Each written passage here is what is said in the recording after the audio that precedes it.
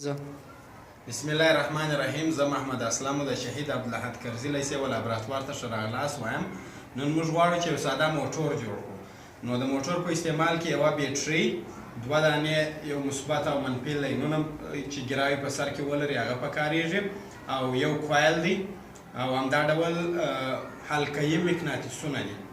نو یو کوایل به په دا رقم سره یو حلقه ډوله کوایل جوړ کړي او بیا به دغسې پر یو سیسټم باندې بیا نصب کړي، په سلوشن باندې به دا نصب کړي. دا دوه دانې مقناطیسونه دي، دا مقناطیسونه دلته ورته ایږدو.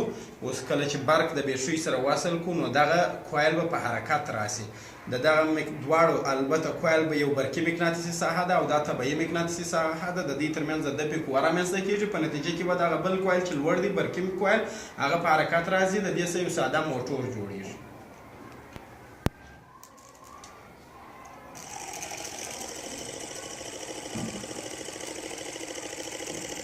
چې دا یو ساده موټور دی.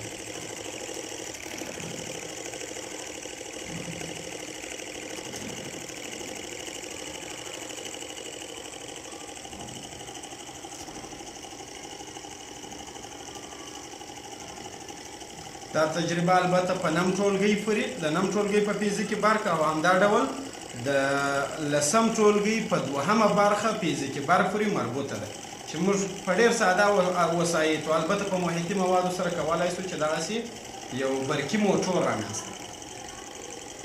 او دا برقي موټورونه چې دي دا په بادفکو کې، همدا ډول په موټرانو کې او په داسې نورو سامان آلاتو کې استفاده جدي کېږي. او دا موږ ته د نن ورځې تجربه